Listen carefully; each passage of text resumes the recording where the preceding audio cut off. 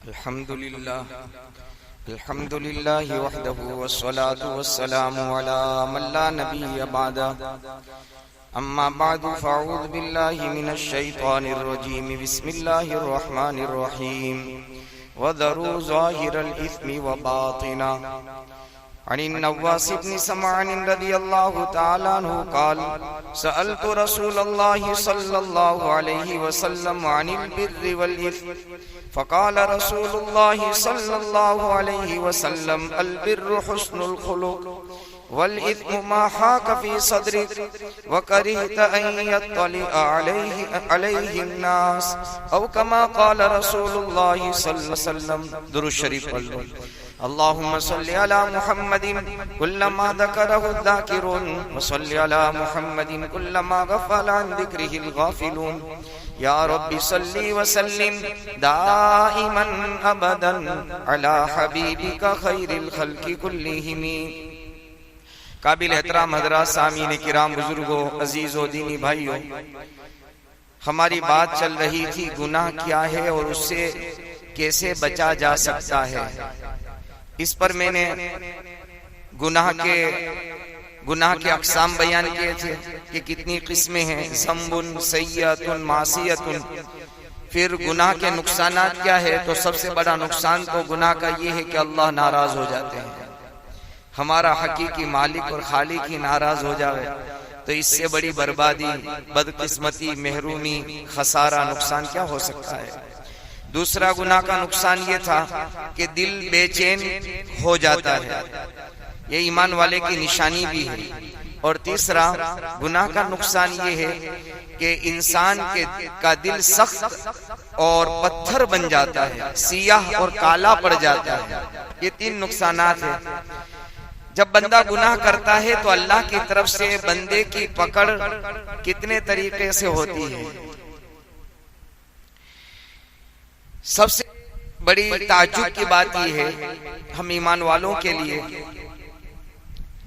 कि अल्लाह की तरफ से किसी गुनाह की वजह से आजमाइश, मुसीबत, परेशानियां अल्लाह की तरफ से पकड़ आती है तो इसका एहसास भी नहीं होता कि आखिर ये अल्लाह की तरफ से जो मुझे आजमाया गया या पकड़ा गया या मुसीबत आई, ये मेरे गुनाह की वजह से है, उसका ध्यान तक नहीं जाता। ये हमारे लिए बहुत नुकसान की बात है।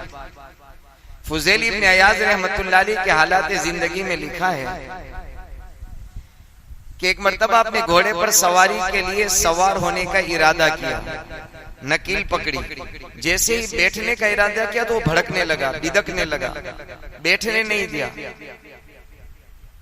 हम और आप क्या करते पता है, कोशिश करते, हमारा यानी सारी तदबीरें कर लेते, हुआ क्यों। फुज़ैल इब्न अयाज़ रहमतुल्लाह अलैह का पहला जुमला था कि अल्लाह मेरा ये कौन सा गुनाह हो गया है कि तेरी मखलूक आज मुझसे खफा हो गई। ये नजर थी अल्लाह वाला कि अल्लाह मेरा कौन सा गुनाह है। बहरहाल हमेशा याद रखें, आमतन ज्यादातर इंसान पर जो आजमाइश आती है वो गुनाह है, चाहे वो आजमाइश जानी हो, माली हो, जिस्मानी हो, जिस लाइन की भी हो। और कुरान में अल्लाह ने फरमाया है, मा अस्वाबकुम मिन मुसीबतिन फबिमा कसबत अयदीकुम व याफू अन कसीर। जो कुछ तुमको मुसीबत पहुंचती है, मा अस्वाबकुम मिन मुसीबतिन फबिमा कसबत अयदीकुम, ये तुम्हारे हाथों की कमाई है। और अल्लाह आगे फरमाते बहुत सारा तो हम ऐसे ही माफ कर देते हैं। ये जो पकड़ है वो तो बहुत थोड़ी सी है, यूं समझिए। बहुत सारे गुनाह जमा होने के बाद थोड़ी पकड़ है, ज्यादातर तो वयाफू अन कसीर, अल्लाह फरमाता बहुत ज्यादा तो हमने उसको माफ कर दिया है। लिहाजा जब कभी किसी तरह की कोई भी आजमाइश आ जावे, अल्लाह की तरफ से इम्तिहान आ जावे, मुसीबत आ जावे, फौरन बंदे को चाहिए कि अपने आमाल पर नजर करे। क्या करे? अच्छा, एक और आपको मैं थर्मामीटर दे देता हूं। जब कोई मुसीबत आए तो ये मुसीबत अल्लाह की तरफ से जो मुझ पर आई है, आया ये मेरे गुनाह की पकड़ है या फिर अल्लाह मुझे आजमा रहा है? उसको परखने का तरीका क्या? ध्यान से सुनना, ये मेरे लिए भी आपके लिए भी। या क्या मेरे पर आने वाली मुसीबत किसी तरह की भी हो, अल्लाह इम्तिहान, मेरी परीक्षा ली जा रही है, मुझे आजमाया जा रहा है, या अल्लाह मेरी इस मुसीबत में मेरी पकड़ कर रहा है? उसको अगर समझना हो और उसको परखना हो तो उलमा ने लिखा है कि अगर मुसीबत के बाद बंदे की जिंदगी में तब्दीली आवे, अल्लाह की तरफ ये रुजू हो जावे, गुनाह को छोड़ बैठे, छोड़ने का इरादा कर ले, तौबा कर ले और अल्लाह से नजदीक हो जाए, तो समझ लो कि ये अल्लाह की पकड़ नहीं है, अल्लाह की पकड़ नहीं है। और अगर गुनाह करने के बाद ये बंदा या अल्लाह की बंदी अल्लाह से दूर होने लगे, मुसीबत पर जुबान पर शिकवा, शिकायत, फरियाद आने लगे और उसको अपने गुनाह पर नजर न जावे, तौबा की तौफीक न मिले, तो समझ लो ये अल्लाह की पकड़ हो रही है उसके लिए। और आज होता है ऐसा कि बंदा ये समझता है, जाहिरी असबाब पर बंदा ऐसी नजर दौड़ाता है, यानी बाल की खाल निकाल देता है, जिसको हम यूं कहें अपनी जुबान में, क्यों हुआ यार, कहाँ मिस्टेक हो गई, कहाँ चूक हो गई मुझसे, कहाँ मैंने धोखा खा लिया, सारी दुनिया के कलाबे वो बांधने लगता है। आसान शक्ल उसके लिए ये थी, फौरन अपने अमल पर नजर करता है। अल्लाह के अल्लाह वालों के हालात जिंदगी में लिखा है कि ठोकर लगती थी, ठोकर, फौरन कहते थे अल्लाह मेरा कौन सा गुनाह हो गया। मामूली जिसको ठोकर कहते हैं, न मालूम आपने और मैंने दुनिया जिंदगी में कैसी ठोकरें खाई है। ऐसी ठोकरें खाने के बाद भी अगर मेरी और आपकी आंख न खुले और मेरी और आपकी नजर और दिमाग और दिल मुतवज्जे न हो अपने अमल पर, तो अल्लाह की तरफ से ये बहुत बड़ी मुसीबत है हमारे।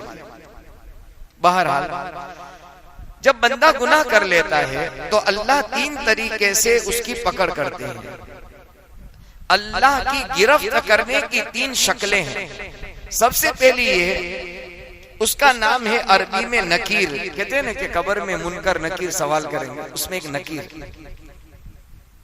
वो क्या शक्ल है कि जब बंदा गुनाह करता है तो गुनाह के मानी जिस्मानी कोई मुसीबत आ जाती है, ये अल्लाह की सूरत है गुनाह पर पकड़ने की, उसका नाम है नकीर। और उसमें मैंने पहले भी अर्ज कर दिया कि अल्लाह बहुत सारे माफ करते हैं, उसके बाद पकड़ते हैं, बहुत माफ करने के बाद। ऐसा नहीं कि पहली भूल में अल्लाह ने पकड़ लिया, दूसरी में नहीं, कई एक अल्लाह दरगुजर करते हैं। वयाफू अन कसीर। तो ये है माली, जानी, जिस्मानी कोई मुसीबत आती है तो उसका नाम है नकीर। दूसरा उलमा ने लिखा है कि अल्लाह की गुनाह पर पकड़ने की दूसरी शक्ल और सूरत होती है तदबीर।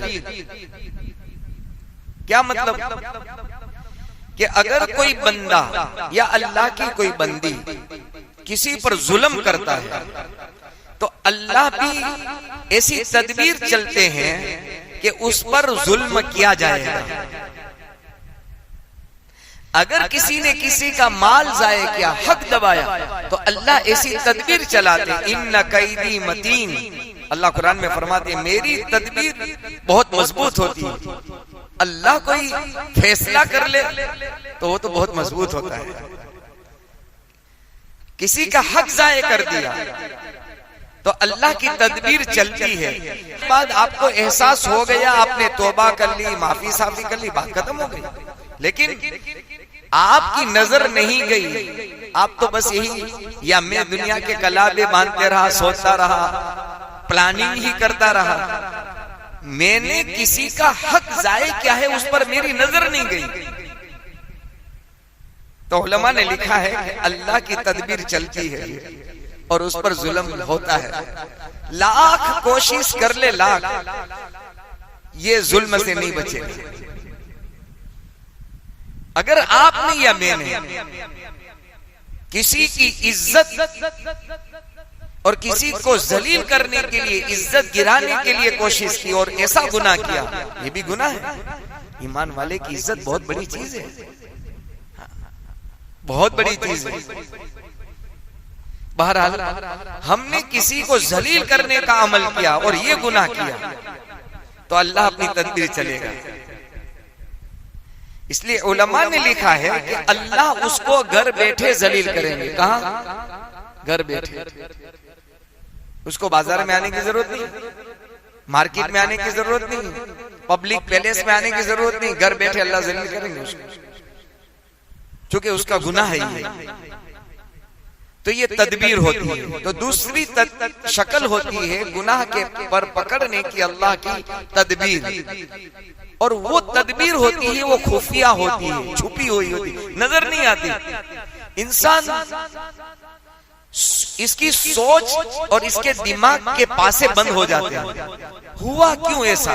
ये बार बार बोलता भी है, यार ये समझ में नहीं आता ऐसा हुआ क्यों। अगर यूं सोच लेता कि माजी में, भूतकाल में मैं अपने अमल पर, अपनी जिंदगी पर नजर दौड़ा हूं, कहीं मैंने इस लाइन की कोई चूक तो नहीं कर ली जिसका भुगतान और नुकसान में आज भुगत रहा हूं। लेकिन ये अल्लाह जिसको ईमान की फिरासत देते हैं ना, ईमान की रोशनी जिसे देते हैं ना, उसको नजर आ जाता है, वरना ये दुनिया की सोच और विचार में गुम हो जाता है। बहरहाल उलमा ने एक वाकया लिखा है बादशाह मिस्र का, बहुत लंबा वाकया है। अरबी की किताब अल मुस्ततरफ, उसमें से उर्दू की किताब है किताबों की दरसगाह, उसमें ट्रांसलेट किया गया था ये वाकया। मुफ्ती साहब ने अपनी किताब में लिखा है, लंबा वाकया है, बहुत शॉर्ट में आपको अर्ज कर दूं। मिस्र तलून का नाम था उसका। वो जा रहा था तो रास्ते में एक लावारिस बच्चा मिला उसे, तो उसने उसको गोद ले लिया, उसका नाम अहमद रखा। ये बड़ा पला, होशियार हुआ, तो उसको अहमद यतीम के नाम से बादशाह के महल में और उनके कारकुनान और उनके गुलाम, बांदियां, नौकर चाकर सब इनको अहमद यतीम से बुलाते थे। जब बादशाह मिस्र अहमद बिन तलून का आखिरी वक्त था तो उसने अपने बेटे, हकीकी बेटे अमीर अबुल जेश, उसको बुलाया कि बेटा ये भी तेरा भाई है, मैंने इसको गोद लिया है, इसका बहुत ख्याल करना। बाप की नसीहत थी तो ये उसको पालता रहा और उसको एजाज और इज्जत करता रहा। एक दिन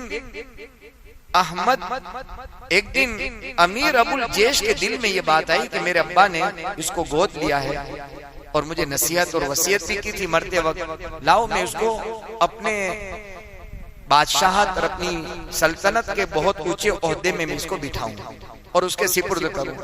उसको वजीर खजाना बना दिया। बनाने से पहले उनको एक बात कही कि देख, मेरे यहाँ एक दस्तूर है, कायदा है कि मेरे साथ कभी जिंदगी में खयानत मत करना, ये मुझसे तू वादा कर, तो मैं बहुत ऊंचा ओहदा तुझे देना चाहता हूँ। वजीर खजाना यानी पूरे मुल्क की मालियत तेरे हाथ में रहेगी, कहाँ देना, किसको देना, कितना देना, सब तेरे हाथ में, यानी खजाने का मालिक तू रहेगा। उसने कहा कि बादशाह सलाम, आपके अब्बा ने पाला पोसा बड़ा किया, फिर आपके मातहती में अंडर में मैं काम कर रहा हूँ, मैं कैसे खयानत कर सकता हूँ? मैं वादा करता हूँ कुछ नहीं करूँ, कभी खयानत नहीं करूंगा, सदाकत अमानत के साथ में काम करूंगा, सच्चाई के साथ। बादशाह ने उसको ओहदा दे दिया, मनसब दे दिया, ये काम करता रहा। एक दिन बादशाह वक्त ने उसको यूं कहा कि फला मेरी बांदी और लोंडी जो है दासी, उस के कमरे में मैंने कीमती मोती फला जगह रखा है, तो लेकर ले मुझे दे दे। तो ये बेचारा चला गया, बादशाह का हुक्म था और घर का आदमी हो चुका था, ये समझ लो, छोटे बड़े सारे काम वही करते थे। तो अहमद यतीम जैसे अंदर दाखिल हुआ तो क्या देखता है कि बादशाह की वो दासी और वो लोंडी और वो बांदी किसी और गुलाम के साथ बैठी थी। ये तो अंदर चला गया, वो गुलाम, वो नौकर वहां से भाग गया। अब इस बांदी को परेशानी हो गई कि मेरा राज खुल गया, मेरा गलत किसी के साथ ताल्लुक है, उसका राज खुल गया है। और अहमद यतीम एक ऐसा आदमी है कि बादशाह के पास जो कहेगा उसे बात को मान लिया जाएगा, कि इससे बड़ा सच्चा और अमानतदार कोई ही नहीं हमारे पूरे महल में। अब उसको अपने जान की लाले पड़े कि कहीं मुझे फांसी न दे दे, मेरा सर कलम न कर दिया जाए। अहमद यतीम बड़ा अमानतदार था, वो किसी के राज को राज रखना चाहता था। बादशाह ने जो काम दिया था वो करके, उसने पूरा करके वो वापस चला गया। ये चाहता तो उसका राज खोल सकता था, लेकिन उसने कहा कहां भी किसी का राज खोलो, गुनाह किससे नहीं होता है, तौबा कर लेगी वो। ये उसके बारे में अच्छा सोचते रहे और उस बांदी ने अहमद यतीम के बारे में बुराई सोचना शुरू कर दी कि अब इसको किसी तरह किनारे लगा दो, न रहे बांस न बजे बंसरी। ये अहमद यतीम जैसे कमरे से निकला बादशाह के यहाँ से, फौरन ये उसकी बांदी, इसकी लोंडी वहां रोती धोती पहुंची। पता है आपको आज मेरे साथ कितना बुरा मामला हुआ, मेरी इज्जत के साथ खिलवाड़ हो गया, जिसको आपने अपना खास बनाया, बड़ा मनसब दिया, आपके अब्बा ने इसको मकाम दिया था और उसको अपना फर्द समझा था, अहमद यतीम ने मेरी इज्जत के साथ खिलवाड़ कर दिया, इल्जाम लगा दिया। बस बादशाह को सुनना था, गैज़ और गजब और गुस्से में आ गया। कहा कि जिस पर मैंने भरोसा किया था, अमानतदार समझा था और वादा लिया था कभी खयानत नहीं करेगा, आज क्यों कैसे कर चुका है। कहा कोई बात। बादशाह ने भी ठान ली कि अब इसका भी काम पूरा कर दो, सर कलम कर दिया जाए उसका। लेकिन उसने तदबीर की, बादशाह ने प्लान बनाया। क्या बनाया? अपने एक किसी खास गुलाम को यूं कहा कि आज एक काम तुम्हें करना है कि मैं एक आदमी को तुम्हारे पास सोने का तश्त यानी थाल खाली लेकर भेजूंगा और वो आकर यूं कहेगा कि बादशाह ने कहा है कि इस थाल को मुश्क से भर दो। जब वो ये जुमला कहे तो उसी वक्त आपको तलवार लेकर उसका सर कलम करके उसी थाल में देकर आपको किसी और के साथ मेरे पास भेज देना है। वो मकरू व मकर अल्लाह वल्लाहु खैरुल माकिरीन। वैसी भरनी न माने तो करके देख, जन्नत भी है जहन्नम भी है, न माने तो मर के देख। अब उस बांदी और लोंडी ने और जिसके साथ उसका गलत ताल्लुक था, उन दोनों ने प्लानिंग इसके साथ ये किया कि किसी तरह उसको किनारे लगा दो, उसका काम पूरा कर दो। और बादशाह ने भी सही तहकीक नहीं की। अब ये तश्त लेकर जा रहा है उस आदमी के पास जहां बादशाह ने भेजा था कि मुश्क भर कर आओ। ये जैसे ही बादशाह के कमरे से निकला तो वही लोंडी रास्ते में मिली। इसने यूं प्रोग्राम बनाया कि मैं इसको बातों में लगा दूं और बादशाह जब निकलेगा तो उसको पूरा शक जो है वो यकीन में बदल जाएगा कि इसके साथ इसका गलत ताल्लुक है। उसको कहा अहमद कहाँ जा रहा है? तो कि बादशाह ने मुझे काम के लिए भेजा है। तो कि नहीं जाना, यहीं खड़े रहो, मुझसे बातें करो। और वो जो तश्त था उसके हाथ में से लेकर उसी गुलाम के हाथ में दिया जिसके साथ ये गलत काम कर रही थी। वो थाल उसके हाथ में आ गया जिसके साथ वो कमरे में गलत काम कर रहे थे। कहा कि ये ले जा और फला के पास जाकर कहो कि इसमें मुश्क भर दे। ये अहमद यतीम के हाथ से थाल निकल गया और उस आदमी के हाथ में गया जिसके साथ ये गलत काम कर रही थी। जैसे ही उस आदमी के पास वो पहुंचे जहां बादशाह ने हुक्म दिया था और जाकर के वो नौकर, वो गुलाम जिसने गलत काम किया था बादशाह की बांदी और लोंडी के साथ, उसने जाकर के कहा कि बादशाह ने कहा है कि इसमें मुश्क भर भर। ये जुमला कहना था कि उसने न आओ देखा न ताव देखा, बादशाह का हुक्म था, जैसे बोले सर कलम कलम, उसने सर उड़ा दिया। अहमद यतीम यहाँ बात कर रहा है और वहां उसका सर कलम कर दिया गया, तन से धन से जुदा हो गया। उसका थाल में रखा, कपड़ा रखा और बादशाह सलामत के पास पहुंचा दिया। जैसे ही बादशाह ने कपड़ा उठाया तो कोई और नजर आ रहा है। बादशाह हैरान, कभी बादशाह, अच्छा जब वो वापस आ रहा था तो उस थाल को अहमद यतीम ने ले लिया, चूंकि वो रास्ते में बात कर रहा था कि तुम्हारा काम मैं इनसे करा देती हूँ, तुम मुझसे बातें करो, ये बातों में लग गया और वहां उसका काम पूरा हो गया। अहमद यतीम ने वो थाल लिया, उसे पता नहीं अंदर क्या है, और बादशाह के सामने रख दिया। बादशाह अहमद यतीम को देखता है और थाल को देखता है कि जिसका सर सामने खड़ा है, और अंदर है कौन, अंदर सर किसका है, किसको मार दिया गया है। जब उसने सर ये कपड़ा उठाया और सर देखा, बादशाह न बोल सके, न कह सके, न सह सके। कहा कि बादशाह सलामत, हुआ क्या है, आप कुछ बोलते नहीं हो। तो उसने कहा कि जरा ये बता, मैंने जिस काम के लिए तुझे भेजा था तो वहां तक तू क्यों नहीं पहुंचा। तो कहा कि मैं जब यहाँ से गुजरा तो आपकी बांदी लोंडी ने मुझे रास्ते में रोक लिया, क्योंकि जैसा आपका पावर है, हुक्म है, उस तरह इनका भी है, मैं कैसे इनकार कर सकता हूँ उसको। उसने कहा आप यहीं खड़े रहो, मुझसे बात करो, मुझे बातों में लगा दिया और ये थाल किसी और नौकर के हवाले कर दिया। वो वहां गया, उसने मुझे दिया, मैंने आपको पहुंचा दिया। वो दौड़ी हुई लोंडी और बांदी बादशाह के पास आई, बादशाह से कहा मुझे माफ कर दो, मुझे माफ कर दो।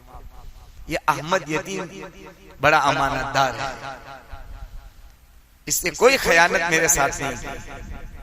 फिर बादशाह सलामत ने उससे पूरा माजरा सुना, कहा कि जिस दिन मैं रोती हुई आपके पास आई थी कि अहमद यतीम ने मेरी इज्जत के साथ खिलवाड़ किया, हकीकत में ये बेदाग है, बेकसूर है और सारा कसूर मेरा है, और जिसका सर आज कलम कर दिया गया है उसका कसूर। बादशाह ने अपनी लोंडी का भी सर कलम कर दिया। बताना ये चाहता हूं, जब बंदा किसी के साथ गलत तदबीरें करेगा, गलत प्लानिंग करेगा, गलत दिल में इरादे रख के चलेगा, किसी की इज्जत के साथ खिलवाड़ करने की खुफिया छुपकर तदबीरें करेगा, तो अल्लाह आसमानों से देख रहा है, अल्लाह आसमानों से देख रहा है, उसके साथ भी ऐसा होना है। तो गुनाह पर अल्लाह की तरफ से जो पकड़ होती है उसकी दूसरी शक्ल होती है तदबीर, और तीसरी शक्ल होती है वो बहुत खतरनाक है, उसका नाम है ताखीर। ये बहुत खतरनाक है। क्या है कि बंदा गुनाह करता जाए, बगावत करता चला जाए, नाफरमानी करता चला जाए, और अल्लाह की तरफ से ऐसी ढील, ऐसी ढील, ऐसी ढील कि उसकी नेमतें खत्म न हो, उसके आराम में कोई फर्क न पड़े, उसकी सेहत में कोई ऊंच नीच न आए। वक्त का फिरौन कैसे ऐशो इशरत के साथ जी रहा था। आला यूं कहता था कि अल्लाह की जमीन पर मैं भी अल्लाह हूं। उलमाए मुफस्सिरीन ने लिखा है 200-250 साल तक तो सर में दर्द भी नहीं हुआ, चे जाए कि बुखार आए उसको, नजला हो, जुकाम हो तो दूर की बात है। ऐशो इशरत में जीता था, लेकिन ये अल्लाह की तरफ से जो शक्ल थी पकड़ने की वो ताखीर वाली थी। अल्लाह कुरान में फरमाते हैं सनस्तदरिजुहुम मिन हैसु ला यअलमून व उमली लहुम इन्न कैदी मतीन। हम इनको धीरे धीरे ढील देते हैं, फिर आहिस्ता आहिस्ता उसको पकड़ते हैं। अल्लाह फरमाते हैं कि उसे पता नहीं चलता है, वो यूं समझता है कि सब मेरा ही चल रहा है, मैं ही मस्ती के अंदर हूँ, मैं ही ऐशो इशरत और आराम के अंदर हूँ। गुनाह के बाद अगर ढील दी जावे, अल्लाह की पकड़ न हो, मुसीबत न आए और बंदा अल्लाह की तरफ से रुजू न हो रहा हो, तो समझ लो ये अल्लाह की बहुत सख्त और बहुत खतरनाक अल्लाह की शक्ल है अजाब में गुनाह पर पकड़ने की। उसका नाम ताखीर है। ताखीर माने ढील दिया गया। और अल्लाह कुरान में फरमाते हैं कि दुनिया की पकड़ तो बहुत थोड़ी है, बड़ा अजाब तो आखिरत का है। लिहाजा मुझको और आपको कोशिश करनी चाहिए कि भाई हम अपने गुनाह के बारे में बहुत ज्यादा चौकन्ना रहें, छोटे गुनाह को भी छोटा न समझे। अल्लाह के यहाँ कोई छोटा नहीं, कोई बड़ा गुनाह नहीं। अब गुनाह से बचने के 3 तरीके अर्ज कर दूं ताकि ये मजमून पूरा हो जाए। कि गुनाह से बचने के तरीके भी 3 हैं। उलमा ने लिखा है, पहला तरीका यह है कि अल्लाह के सामने दुआ करें। और हदीस पाक में तमाम नबियों के इमाम सरदार मासूम थे जो गुनाह से, वो अल्लाह के हबीब और नबी मोहम्मद रसूलुल्लाह सल्लल्लाहु अलैहि वसल्लम अपनी दुआ में अल्लाह से ये दुआ मांगते थे, अल्लाहुम्मा रहमनी बितरकिल मआसी अबदन मा अबक़ैतनी। ए अल्लाह, तेरे रहम के सदके में तुझसे ये मांगता हूँ कि तू मुझे हमेशा के लिए गुनाह से दूर रखना। बितरकिल मासी अबदन मा अबक़ैतनी, जब तक मैं जिंदा रहूं अल्लाह तो गुनाह से मुझे दूर रखना। हम भी अल्लाह से ये दुआ मांगते रहे। अरबी में ये दुआ याद कर लें, बहुत छोटी, अल्लाहुम्मा रहमनी बितरकिल मासी अबदन। पाबंदी से दुआ करेंगे अल्लाह गुनाह से दूर रखेगा। एक दूसरा ये है कि गुनाह से होने वाले नुकसानात पर हमारी नजर हो। जैसे हमें पता है आग आग है, अंगारे में हाथ लगाएंगे हाथ जलेगा। सांप सांप है, जितना भी खूबसूरत हो उस पर हाथ लगेंगे वो डसेगा, जहर जिस्म में फैल जाएगा। ऐसे ही गुनाह गुनाह है।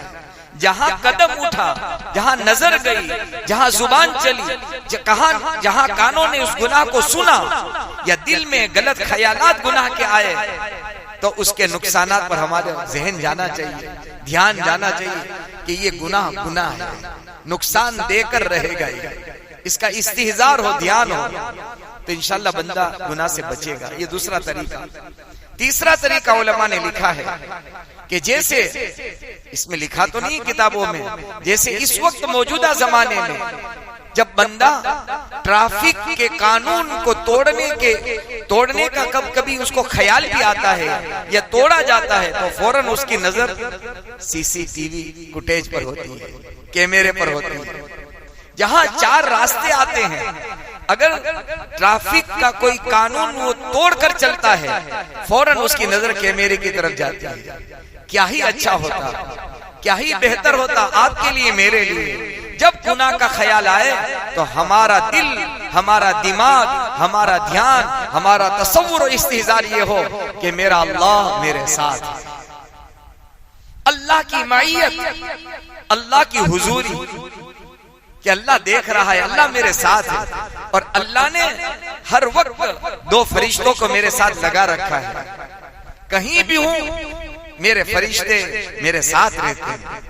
तो अल्लाह की माइयत और अल्लाह की हुजूरी, उसका इस्तिजार होगा तो बंदा गुनाह से बच जाएगा, बचना आसान होगा।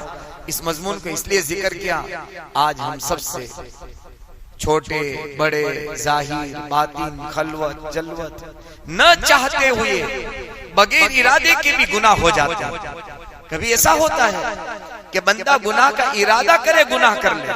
कभी ऐसा होता है कि इरादा नहीं है, बेसाख्ता बे इरादा बंदे से गुनाह हो जाता है। लेकिन याद रखना, कभी बे इरादा बेसाख्ता भी गुनाह हो जावे, फौरन आदमी मुतनब्बे हो, क्या हो गया अल्लाह, क्यों, कैसे गुनाह हो गया मुझसे। इस ध्यान के साथ हम काम करेंगे, गुनाहों से बचने की कोशिश करेंगे, तो फिर अल्लाह ताला नेकियों में, इबादत में, तिलावत में, जिक्र और अज़कार में अल्लाह लज्जत पैदा कर देगा। पर एक बहुत आखिरी बात अर्ज करता हूँ, उलमा ने लिखा है, नबी करीम सल्लल्लाहु अलैहि वसल्लम से किसी ने पूछा कि मैं बहुत बड़ा इबादत गुजार बनना चाहता हूँ, तो कहा इत्तक़िल महारिम, के हराम कामों से बच जा, आबुदन नास तकुन आबुदन नास, कि तू बहुत बड़ा इबादत गुजार बन जाएगा। इसलिए इस वक्त अभी करीब में जब हमारे शेख मुफ्ती अहमद साहब खानपुरी दामत बरकातुहुल आलिया ने रमजान मुबारक में इत्तिकाफ किया, हमारे एक दोस्त ने शॉर्ट क्लिप भेजी कि हजरत मैं ऑफिस के अंदर जॉब करता हूँ और ऑफिस में मर्द और औरतें दोनों जॉब करते हैं, रमजान का महीना है, रोजे की हालत है, और जब मस्तूरात सामने आती है, बहुत कोशिश करता हूँ, फिर भी दिल के अंदर बुरे ख्यालात शुरू हो जाते हैं, तो मैं क्या करूं? नहीं, माफ करना, उन्होंने ये कहा शॉर्ट क्लिप के अंदर कि रमजान के महीने में इबादत नहीं हो पाती मुझसे, सारे दिन की थकान है, जॉब है मेरा, तो मैं ज्यादा तिलावत नहीं कर सकता, जिक्र नहीं हो सकता मुझसे, रमजान तरावी बहुत मुश्किल से होती है। तो हजरत ने प्यारा जुमला कहा कि कुछ न कर, क्या कहा? लंबी चौड़ी इबादत न कर, सिर्फ गुनाह से अपने आप को बचा ले। क्या कहा? गुनाह से अपने आप को बचा ले। तो इबादत में तो कुछ करना पड़ता है और गुनाह में कुछ करना, गुनाह से बचना होता है और इबादत में करना पड़ता है। इसलिए उलमा ने लिखा है कि बंदा गुनाह से बचता है, गुनाह से बचता है तो अल्लाह नफिल इबादत का सवाब उनके नामा अमाल में लिख देते हैं। बगैर नफल पढ़े नफल इबादत का सवाब अल्लाह दे देते हैं, सिर्फ गुनाह से बचने पर। अल्लाह से दुआ है, मोहताज मैं भी हूँ, आप भी हैं, अल्लाह ताला मुझको और आपको, पूरी उम्मत को, जाहिरी बातिनी, छोटे बड़े, सगीरा कबीरा, जो जो गुनाह अल्लाह को नाराज करने वाले हैं, और हर गुनाह अल्लाह को नाराज करने वाला है, अल्लाह इन तमाम गुनाहों से मेरी, आपकी, पूरी उम्मत की पूरी हिफाजत फरमाए। और हमारे जो करीब दूर के रिश्तेदार अगर गुनाह के बाद बगैर माफी के दुनिया से चले गए हैं, उनके लिए दुआ है, अल्लाह ताला उनके गुनाहों से दरगुजर फरमा दे और अल्लाह इनकी नेकियों को कबूल फरमा ले। आमीन। व आखिरु दावाना अनिल हम्दुलिल्लाहि रब्बिल आलमीन।